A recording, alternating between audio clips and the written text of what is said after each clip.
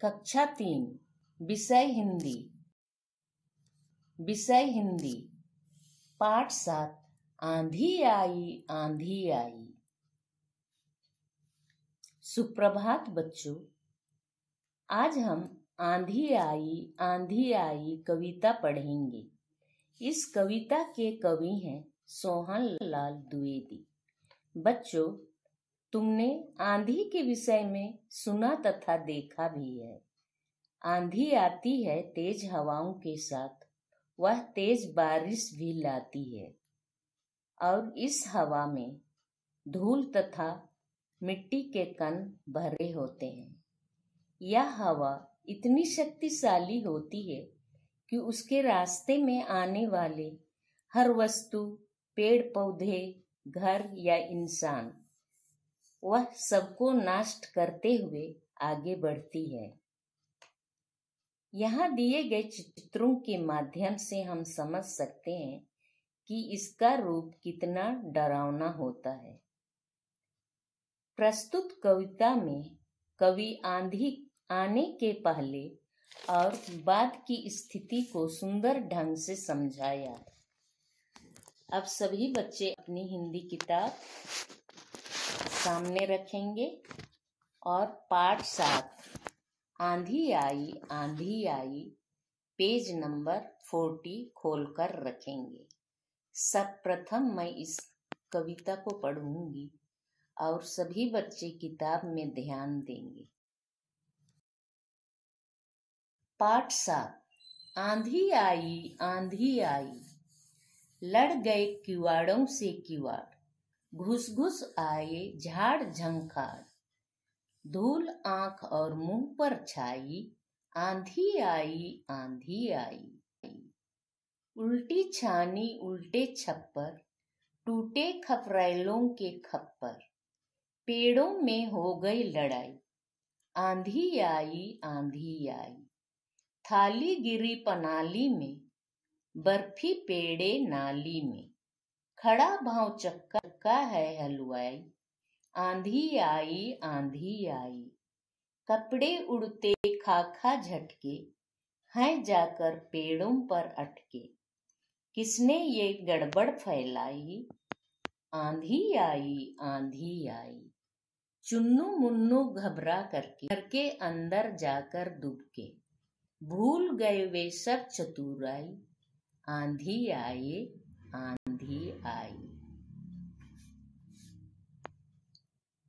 मैं अभी प्रत्येक पंक्ति को पढ़ूंगी और समझाऊंगी। लड़ गए किवाड़ों से किवाड़, लड़ गए यानी दरवाजा एक दूसरे से टकरा गए हवा के कारण। घुस घुस आए झाड़ झंखाड़, और घर में आसपास की जो झाड़ियां हवा के कारण टूट गए हैं, वे भी अंदर आ गए और आसपास के वृक्ष ऐसे हो गए जिसमें पत्ते ही नहीं हैं, क्योंकि आंधी के कारण सभी पत्ते गिर गए। धूल आंख और मुंह पर छाई, आंधी आई, क्योंकि आंधी में धूल और मिट्टी के कण भी रहते हैं और वे हमारे आंख और मुंह में आने लगते हैं। इसीलिए कहा गया है धूल आंख और मुंह पर छाई, आंधी आई। उल्टी छानी उल्टे छप्पर, उल्टी छानी अर्थात बांस की पतली जो होती है, जो छप्पर के लिए यूज किया जाता है या खिड़कियां को ढकने के लिए भी उसका प्रयोग किया जाता है, और वह हवा के कारण उलट गई। और छप्पर जो छाजन होते हैं घर में फूस के होते हैं और वे हवा के कारण उड़ जाते हैं। टूटे खपरेलों के खप्पर, और छाजन जो बनाया जाता है उसके ऊपर मिट्टी के जो खफराइल बने होते हैं वे भी उड़ जाते हैं या गिरकर टूट जाते हैं। पेड़ों में हो गई लड़ाई, आंधी आई आंधी आई। पेड़ों में लड़ाई कैसे हो गई? क्योंकि तेज हवा के कारण, आंधी के कारण कई सारे पेड़ गिर लगते हैं, उसकी डालियां टूटने लगती हैं। इसीलिए कवि ने बोला है कि पेड़ों में हो गई लड़ाई। वे गिरकर एक दूसरे से टकराते हुए नीचे गिरते हैं। थाली गिरी पनाली में, बर्फी पेड़े नाली में।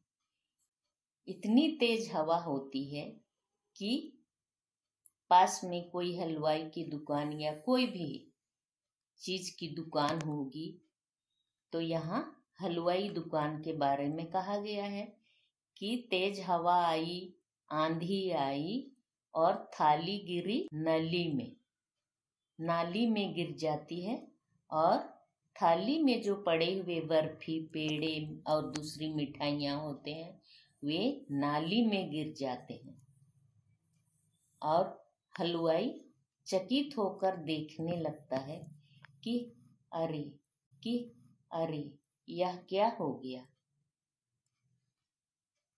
और वह चकित हो जाता है कि आंधी के आने से उसका कितना बड़ा नुकसान हो जाता है। कपड़े उड़ते खा झटके। अगर कहीं कपड़े होते हैं तो वे झटके हवा में ही उड़ जाते हैं और उसका कहीं अता पता भी नहीं रहता है। ये आंधी उड़ाकर उनको कहाँ ना कहाँ ले जाता है। कपड़े उड़ते खा झटके। कपड़े गिरकर या हवा से कई झटके खाते हैं और इधर से उधर उड़कर चले जाते हैं। कहीं पर वे पेड़ों पर लटक जाते हैं और वहीं अटक जाते हैं। और पूछा गया है यहाँ कि किसने ये गड़बड़ फैलाई, आंधी आई आंधी आई। आंधी के कारण ही यह गड़बड़ हुई है। चुन्नू मुन्नू घबरा करके घर के अंदर जाकर दुबके। फिर क्या हुआ? बच्चे चुन्नू और मुन्नू घबरा करके अपने घर में ही छिप। जैसे कि आंधी आती है तो सभी लोग अपने घरों में ही रहते हैं। यदि हम आंधी में फंस जाएंगे तो हमारा क्या हाल होगा, उसकी कल्पना भी हम लोग नहीं कर सकते हैं कि हमारा जीवन बचेगा भी कि नहीं। भूल गए वे सब चतुराई। वे भूल गए, डर के मारे वे अपनी चालाकी भी भूल गए और अपना खेल भी भूल गए। आंधी आई आंधी आई। बच्चों, अब हम इस कविता का शब्दार्थ पढ़ेंगे। किवाड़ों से किवाड़। किवाड़ का अर्थ होता है दरवाजा। दरवाजा सभी बच्चों को पता है। आंधी, धूल भरी तेज हवा। छानी, बांस की पतली पट्टियों की बनी छत।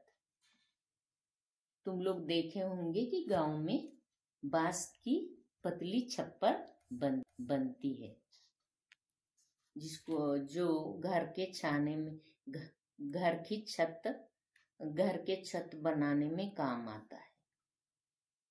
पनाली, छोटी नाली।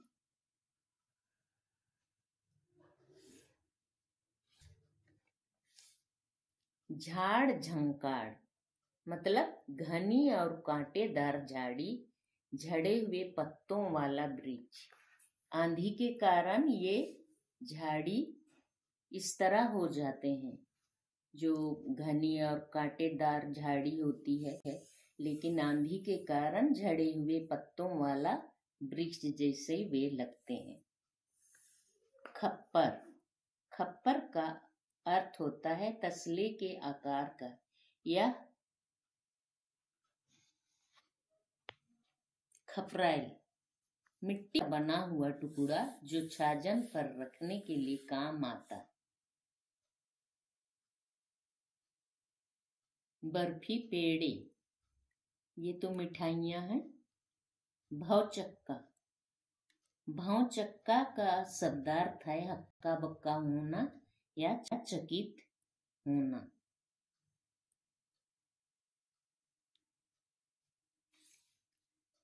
दुबकना, डर के मारे छिपना। चतुराई, चालाकी।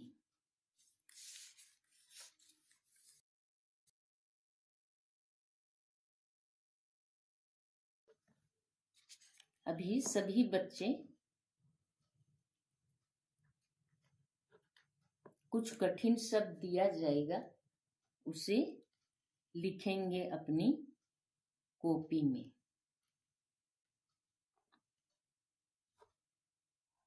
किवाड़, इसे 3-3 बार लिखना है। अभी मैं पढ़ रही हूँ, फिर गृह कार्य दूंगी, अपनी अपनी कॉपी में लिखोगे। कठिन शब्द किवाड़। आंधी। नंबर 3 छानी। नंबर 4 पनाली। दुबकना, चतुराई, गड़बड़ आदि। सभी बच्चे इस कविता को अच्छी तरह पढ़ेंगे और याद करेंगे।